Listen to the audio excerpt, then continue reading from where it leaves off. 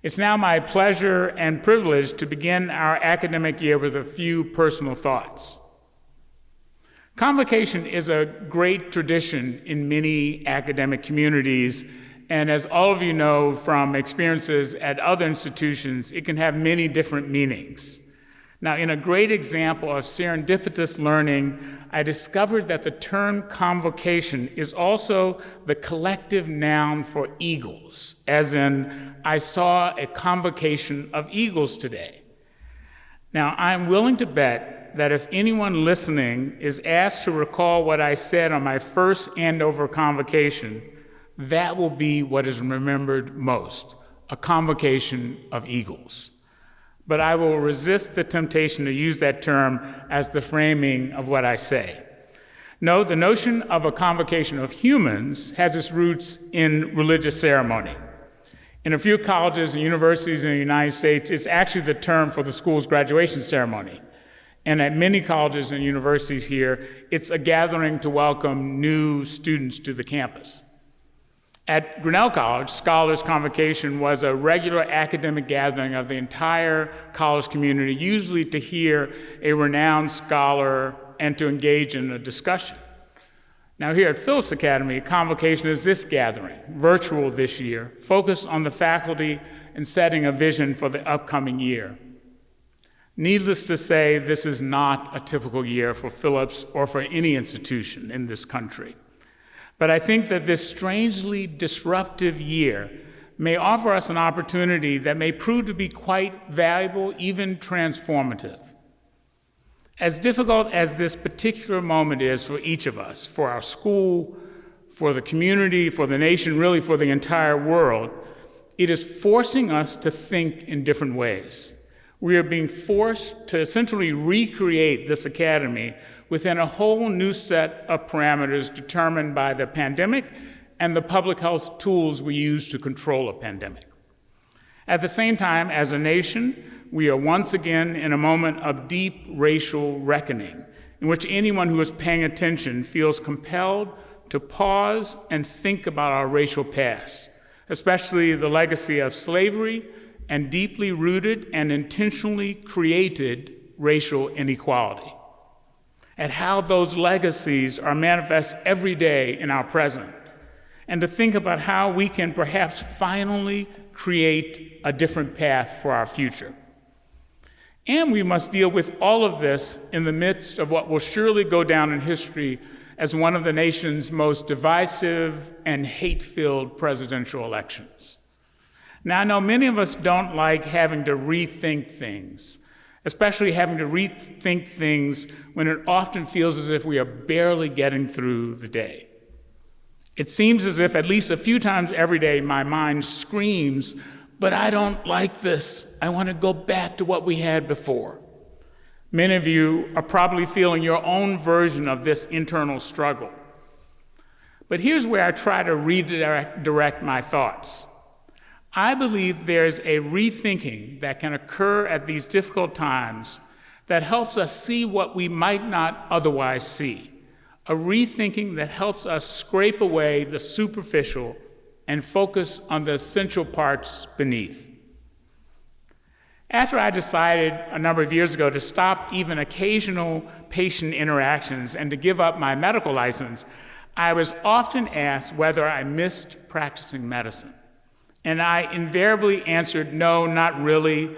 I would point out that I had never practiced more than even a quarter time, and that I had been reducing my clinical work over a number of years, which made it easier in the end for me to stop. But that answer was not the entire truth. I realized at some point that there were parts of the contact with patients that I really missed. I missed the physical interaction, literally the laying on of hands, especially the examination of those essential organs, the heart and the lungs. I miss rubbing my hands together and then rubbing the head of the stethoscope for warmth. I miss saying, now breathe through your mouth and take a deep breath in and let it out again. I miss hearing the whoosh of air as the lungs were filled and then deflated. and listening carefully for the sounds that should not be there or were not there and should be there.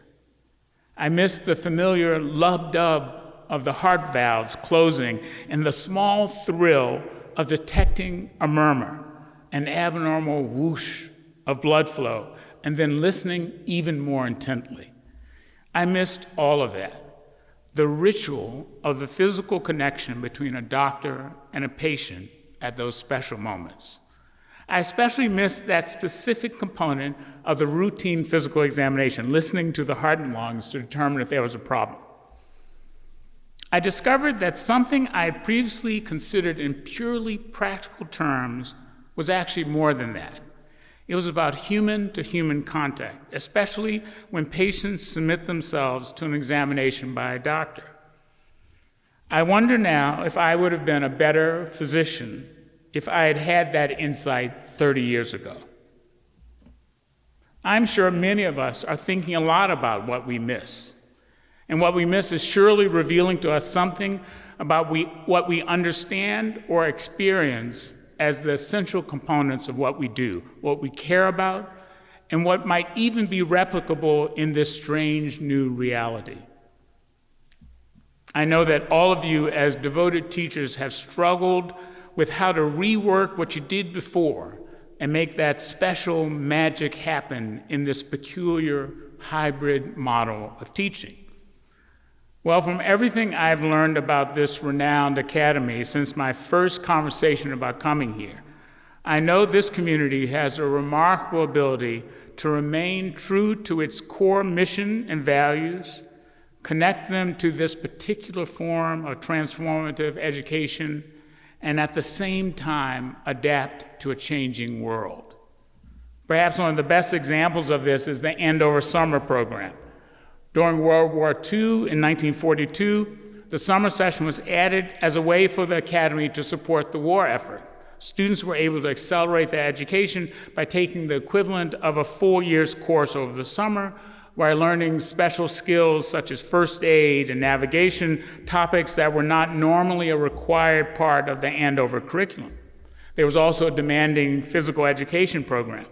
And what began as an effort to respond to a national emergency has since taken on a life of its own and is now seen as an important, essential part of the Andover educational program. I have absolute faith that each and every one of you who are half of that special dyad of a teacher and a student, will discern what is essential about your calling and find a way to do it in this context. When this is all over, and it will end, and we return to our new world, an interesting concept, returning to a new world, I think we all have the potential to return transformed, to be better, even more committed, because we will have deeper insights into our shared purpose, insights from learning what we miss, what is essential. We may even find ourselves liking things that we thought we didn't like before. I know that this process of discernment will not be easy, and none of us will get it exactly right. We will all stumble, and we will need each other to get through this. Now, I know there remain real differences of opinion about how we should approach our educational mission at this time, and that is inevitable. One of my mentors loved this saying, a saying that's actually been attributed to 4 different people that I know of, I might add. If 2 people agree on everything, only one is doing the thinking. Well, this school is clearly full of people who think, so it is inevitable that we will not all agree. But at some point, we must all pull together, and now is that time. If we work together, if we are thoughtful and pay attention to what we are doing, even how we feel about what we are doing, how we experience this new way of living and being and working, this experience may change us and this institution as other major events have helped us to evolve. We may look back on how we did some things before and think, wow, why do we assume that we had to do it that way? We are being forced to see that some things previously thought of as bedrock permanent can and perhaps should evolve and actually change for the better. In other cases, this experience will reaffirm our commitment to doing things exactly the way we have always done them, and both are good outcomes. When we struggle to maintain what is essential for ourselves and our community, we may also actually help our thinking about a new day of racial reckoning for this nation. Because nothing will change from this reawakening of the national consciousness of racial inequality unless we rethink many things that are now simply a part of our nation's routine. We will have to learn to do things differently in pursuit of racial equity on this campus as well. And I'll give just one example. I've sat on many selection committees for prestigious fellowships and appointments, and I've seen all too clearly unspoken rules of thumb about where the best candidates come from. And these rules are actually likely to limit opportunities for many people. I've learned that excellence can be found in many places. Another mentor would pronounce during a discussion about potential fellows, remember, there's no such thing as a good school, only good teachers and good students. We will have to rethink how and where we look for the best, and that awareness will change our approach.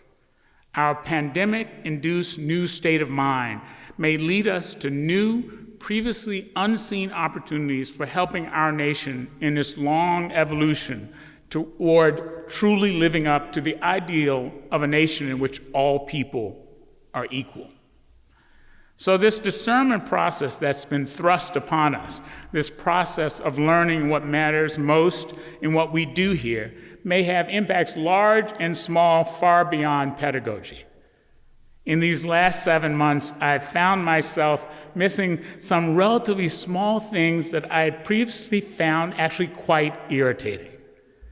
In our family, there's a running commentary that Peter is a hugger and a kisser, and I am not. Now, we attribute this to his Greek roots. They kiss a lot in Greece. How many times have the two of us met someone, especially during our summers in Crete, when Peter would immediately kiss and hug the person, even a loose acquaintance or a brand new acquaintance? I, perhaps channeling what my father sometimes caustically referred to as the stiff Puritan tendencies of the old Southern African-American middle class, I would simply firmly thrust out my right hand, occasionally directly into the chest of the person leaning in to kiss. How many times in Greece did I get the kissing thing all wrong? My anxiety would shoot up in those moments during which I would ask myself, is it the left cheek first or the right? Is it my right or their right? My God, is this a 3-kiss situation? Is there a hug also after the kiss, and what's up with that? I was reduced regularly to a socially inept imbecile in those moments. And now, of course, I realize that I sort of missed that physical connection. And as with my examination of the heart and lungs of a patient, I realized that this ritual was deeply humanizing, this touching of skin to skin, especially with close friends. Now, while I doubt that I will ever be the smoothly gifted kisser and hugger that Peter is, I am looking forward to the day when some of that returns, and I say now, I promise never to complain about those moments again. And I may actually learn to get it right. And if I can learn to like or even tolerate the choreography of a complicated 3-part cheek kiss followed by a hug, almost anything is possible. And on that optimistic note, I will end this convocation of humans in the year 2020. May we all learn more about ourselves, our calling, our students, this great academy, and its mission during this challenging year. Thank you.